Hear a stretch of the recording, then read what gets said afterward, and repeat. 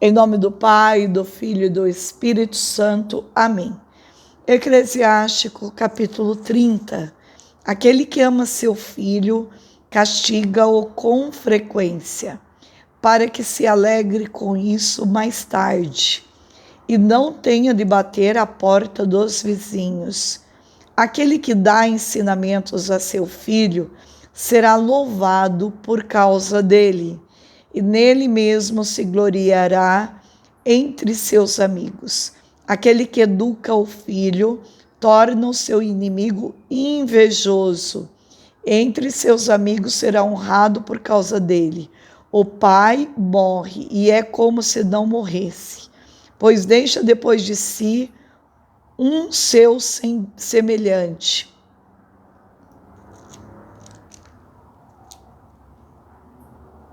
Durante sua vida viu seu filho e nele se alegrou.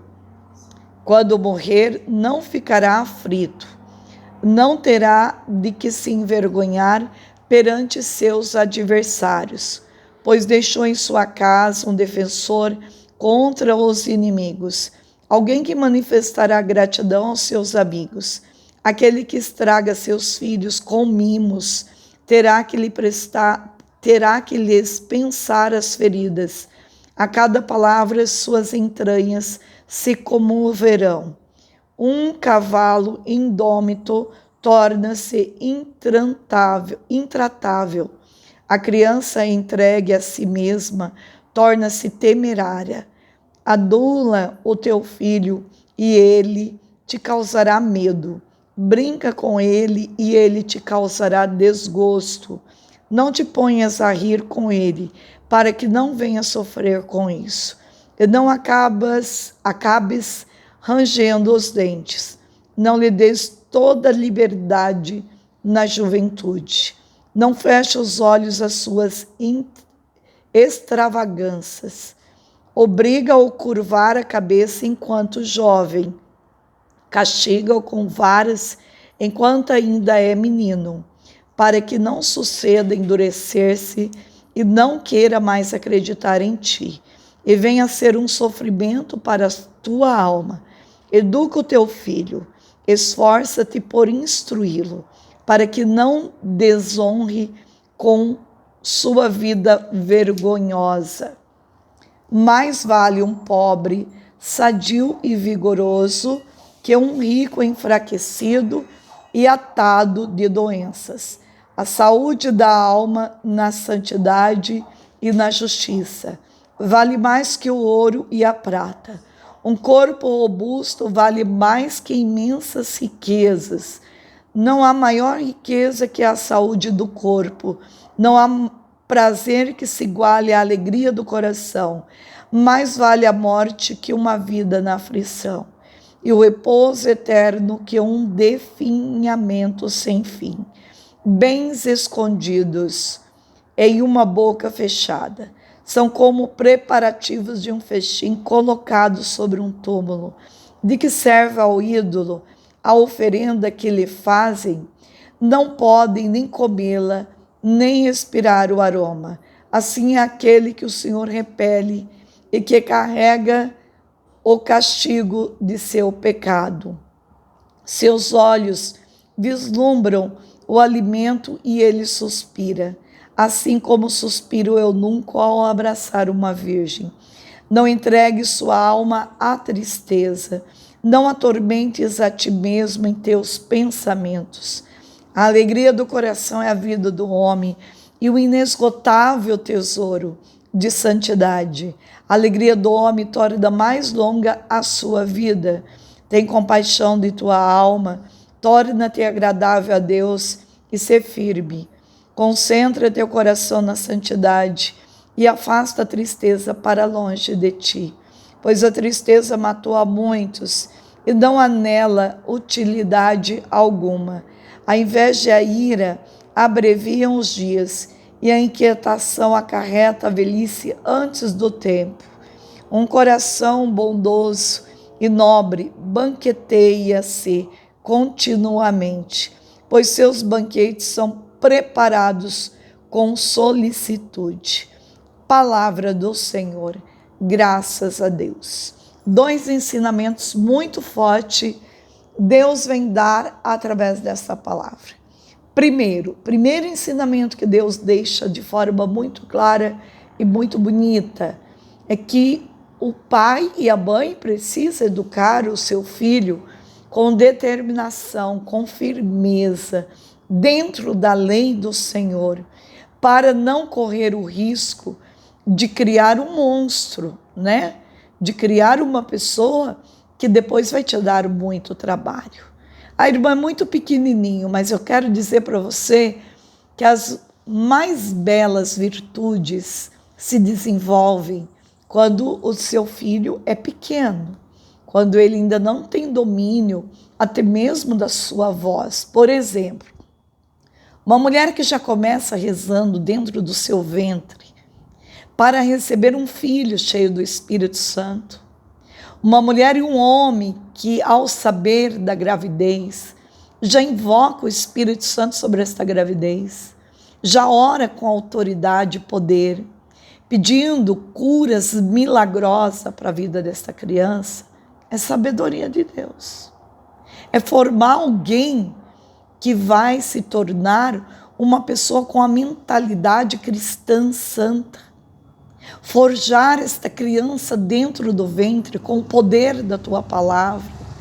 Eu me lembro de uma mãe que testemunhou para mim que rezava dentro, todos os dias pelo seu ventre, que dentro do seu útero haveria de ser gerado um profeta, um santo. Rezava já pela sexualidade desta criança, rezava para que esta criança tivesse uma mentalidade santa, que fosse íntima de Deus. E olha como que a palavra tem poder. A autoridade da oração de uma mãe, de um pai, tem poder de forjar, de formar, não um bandido, não uma pessoa, né, que venha roubar, que venha matar, até mesmo a própria família. A gente vê filho que se tornou pessoas muito rudes, muito ímpia, que vem matar o pai, a mãe, vem roubar. Não, você precisa investir nesta criança desde cedo. Que seu não seja não e que seu sim seja sim. Criança precisa não ser formada, né, na internet, com o melhor celular do ano, com joguinho de celular. Não, ela tem que ser formada com a palavra de Deus. Ela tem que ser formada com os valores do Espírito Santo. Ela tem que ser formada para ser gente, para ser humana, para ser pessoa cheia do Espírito Santo. E mesmo que ela não tenha vontade de ir na missa, você não deve obedecer, falar, eu vou deixar essa criança em casa, vou respeitar ela. Não. Se você não faz isso até os 18 anos, muito mais, depois, vai ser muito mais difícil. Então, tem alguns valores, né, algumas convicções que eu carrego daquilo que eu aprendi dos meus pais, daquilo que eles colocaram: retidão, honestidade, bondade, não ter um nome sujo, não ficar devendo para ninguém, né? A não ser o amor, como diz a palavra. Então, a própria palavra de Deus vem nos ensinar que aquilo que fazemos com o nosso filho hoje vai ser o que nós vamos colher no dia de amanhã. O não, ele educa, ele forma. Quem diz que teu filho tem que ter o celular do ano? Você pode estar dando uma arma para ele não matar o físico, mas matar a interioridade dele. Para ele matar a consciência boa, os valores bons. Então nós precisamos sim formar filhos que saibam administrar bem o dinheiro, que saibam dar valor para as coisas pequenas. Filho que estuda. A gente precisa formar filho que trabalha, ensinar ele a trabalhar dentro de casa. Isso não é pesado. Então nós precisamos crescer muito nesta formação que Deus dá. E uma outra coisa que Deus nos ensina hoje, de forma muito bonita, eu sou apaixonada por esta palavra, é sobre a alegria. Deus nos mostra que um grande sinal de um santo é a alegria. Deus nos mostra também que a alegria é a vida longa, nos dá, quem vive feliz, tem vida longa. E Deus nos mostra também que a tristeza matou a muitos. Deus nos mostra que a inveja e a ira abreviam os dias. E Deus nos mostra que a inquietação, ela acarreta a velhice antes do tempo.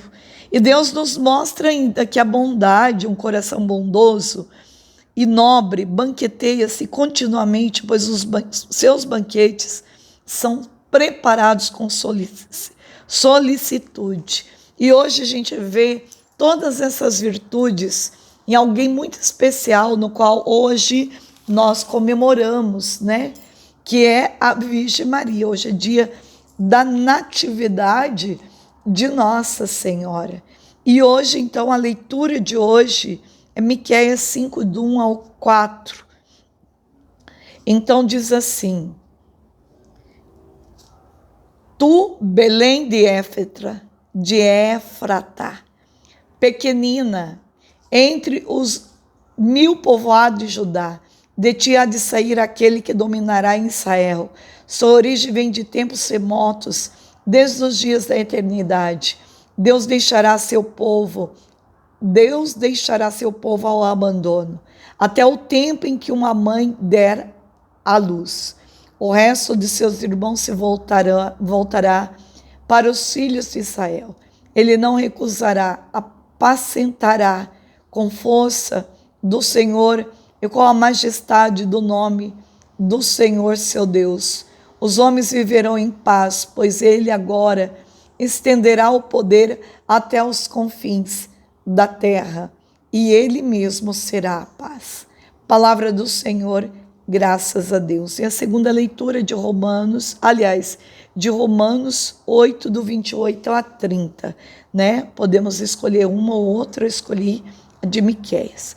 E o salmo de hoje, né? Nesta quarta-feira, nossa resposta é exulto de alegria no Senhor. Vem confirmar o Eclesiástico 30, onde fala da alegria. Exulto de alegria no Senhor. Que coisa maravilhosa. Evangelho de São Mateus 1, 18 a 23. A origem de Jesus Cristo foi assim. Maria, sua mãe, estava prometida em casamento a José. E antes de viverem juntos, ela ficou grávida pela ação do Espírito Santo. José, seu marido, era justo e, não querendo denunciá-la, resolveu abandonar Maria em segredo. Enquanto José pensava nisso, eis que o anjo do Senhor apareceu-lhe em sonho. Ele disse: José, filho de Davi, não tenhas medo de receber Maria como tua esposa, porque ela concebeu pela ação do Espírito Santo. Ela dará à luz um filho, e tu lhe darás o nome de Jesus, pois ele vai salvar o seu povo dos seus pecados. Tudo isso aconteceu para se cumprir o que o Senhor havia dito pelo profeta. Eis que a Virgem conceberá e dará à luz a um filho, e ele será chamado pelo nome de Emanuel, que significa Deus está conosco. Palavra da salvação. Maria, sua mãe, estava prometida em casamento. José, antes de viverem juntos, ela ficou grávida pela ação do Espírito Santo. Mateus quer deixar claro que o nascimento de Jesus foi de modo fora do comum.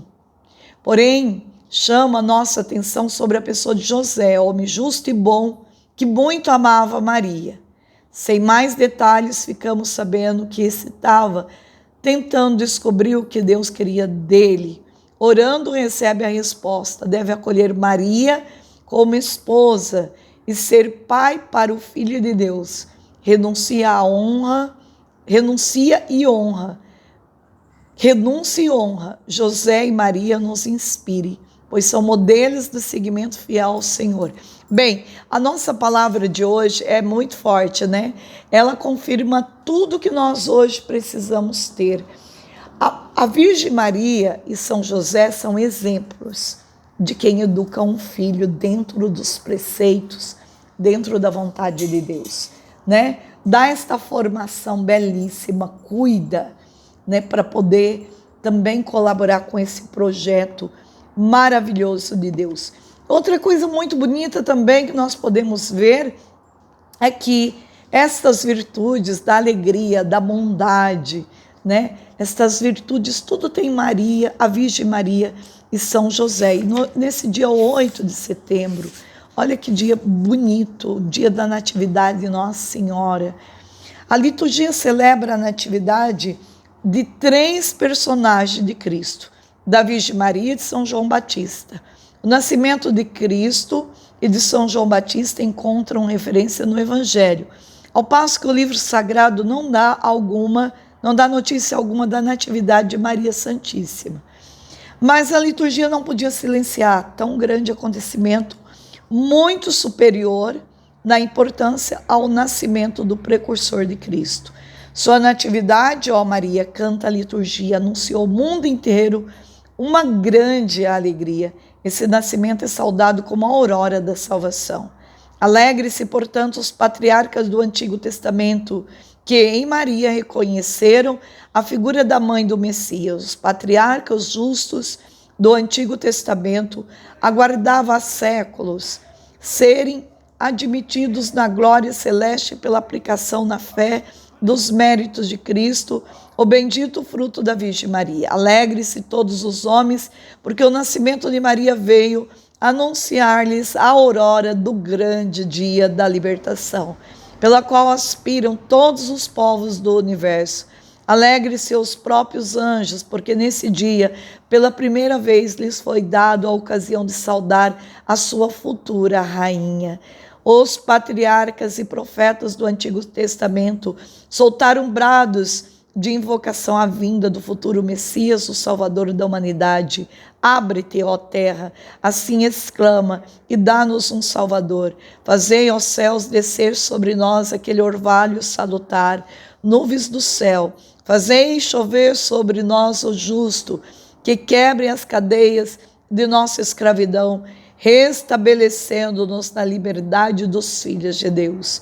Com esses gemidos e ardentes votos passaram-se séculos sem que o céu se apiedasse da humanidade.